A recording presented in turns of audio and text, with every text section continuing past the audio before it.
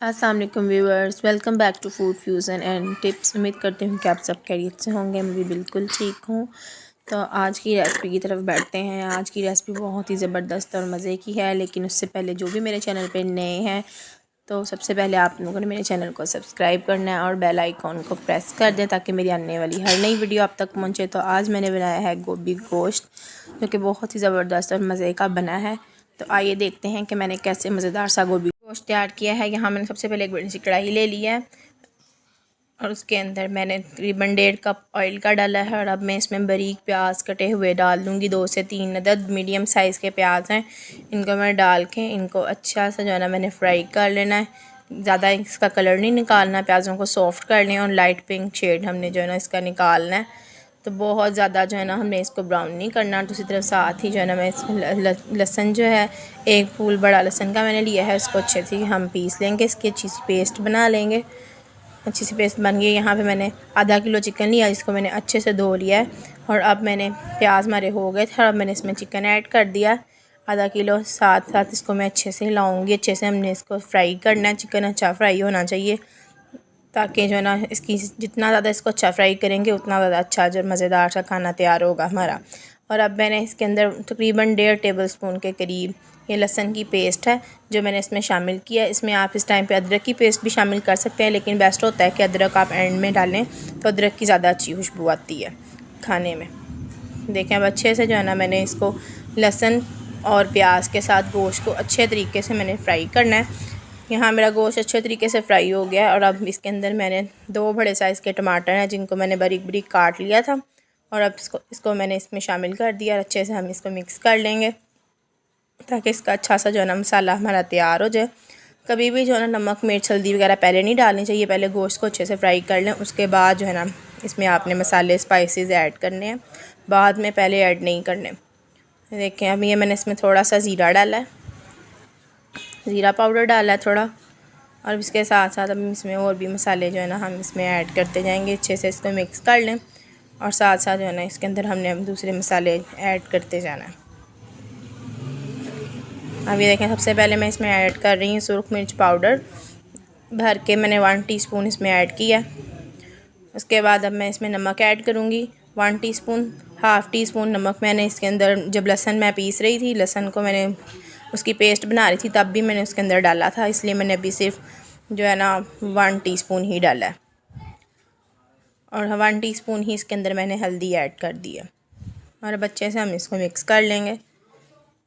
साथ ही साथ इसमें मैंने 1 टीस्पून जो है ना इसमें मैंने सूखा धनिया का पाउडर डाल दिया, जिसको मैंने खुद घर में पीसा है। अच्छे से इसको मिक्स कर लें। देखें कितना अच्छा सा जो है ना मसाले की लुक आ रही, कितनी मज़े की लुक आ रही। अभी से ही जो है ना बहुत ज़बरदस्त और मज़े का लग रहा है देखने में। तो लाजमी आपने मेरी इस रेसिपी को ट्राई करना है और मुझे फ़ीडबैक देनी है कि आपको मेरी ये रेसिपी कैसी लग रही है। देखें कितना अच्छा हमारा मसाला तैयार हो गया, बहुत मज़े की हमारी ये रेसिपी तैयार होने वाली है। तो जो लोग भी मेरे चैनल पर नए हैं उन्होंने लाजमी मेरे चैनल को सब्सक्राइब करना है और बेल आइकॉन को प्रेस करना है। अब यहाँ पे मेरे पास गोभी है, तकरीबन 1 किलो के करीब ये गोभी है, जिसको मैंने काट लिया हुआ अच्छे से, काट के धो के अब मैंने इसको बीच में ऐड कर दिया। और अब थोड़ी देर मैं इसको गोश्त के साथ भूनूंगी। फ़ौरन ही हमने इसको जो है ना पकने के लिए नहीं रख देना, मतलब पानी डाल के नहीं पका लेना, पहले इसको गोश्त के साथ अच्छे से भूनें। अच्छे से जो है ना आपने इनको भून लेना। अब ये देखें अच्छे से हमारी गोभी भून चुकी है और इसमें तकरीबन अब मैंने 1 गिलास से थोड़ा कम ही है पानी जो मैंने इसमें ऐड कर दिया। आप चाहें तो इसको वेट भी लगा सकते हैं, लेकिन गोभी ऐसे ही गल जाती है, वेट लगा देंगे तो बहुत ज़्यादा गल जाएगी। गोश्त भी हमारा जो मैंने अच्छे से फ्राई किया हुआ है और अब गोभी के साथ ही बाकी का गोश्त भी गल जाएगा, इसलिए हमने वेट वगैरह लगाने की ज़रूरत नहीं है। वेट लगाएंगे तो आपको ज़्यादा पानी डालना पड़ेगा और सब्ज़ियों में ज़्यादा पानी ऐड नहीं करना चाहिए। बेहतर होता है कि सब्ज़ियों को उनके पानी में ही पकाया जाए। तो इसमें मैंने बहुत थोड़ा सा पानी ऐड करके तो अब मैंने इसको दम पे रख दिया है हल्की आंच पे पकने के लिए। लो फ्लेम से थोड़ा सा जो है ना, थोड़ा सा मैंने ज़्यादा फ्लेम रखा हुआ है, बहुत ज़्यादा भी लो नहीं रखा हुआ। देखें ये हमारी गोभी पक रही है अच्छे तरीके से, हल्का हल्का इसके अंदर पानी है। तो अब मैं देखें इसको थोड़ी सी मैंने फ्लेम किया है, हाई किया, और अब इसको हम थोड़ी देर ना हाई फ्लेम पे पकाएंगे।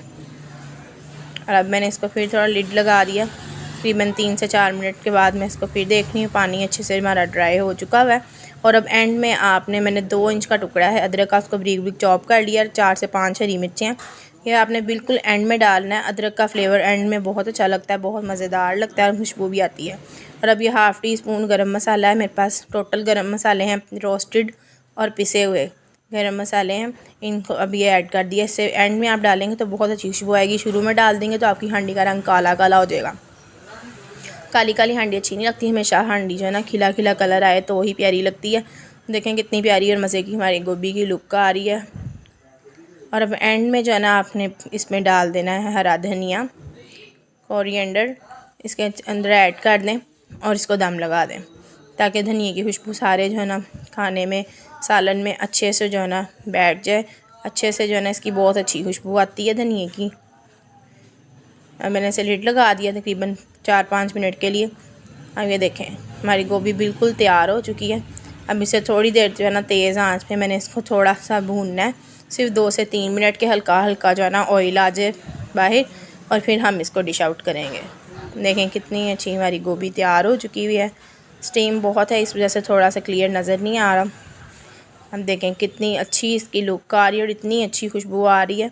अब एंड में इसके अंदर सबसे एंड में आपने इसके अंदर थोड़ी अजवाइन डालनी है, क्योंकि गोभी बहुत ज़्यादा बादी होती है तो इसलिए अजवाइन डालें। अजवाइन का भी इसमें बहुत अच्छा फ्लेवर आता है और आपके पेट को, मैदे को भी ये सेट रखेगी, इसलिए अजवाइन का इस्तेमाल लाजमी करें अगर आप गोभी बना रहे हैं तो।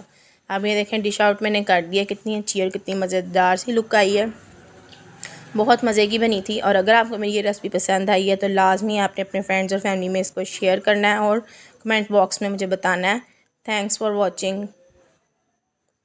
अल्लाह हाफिज़।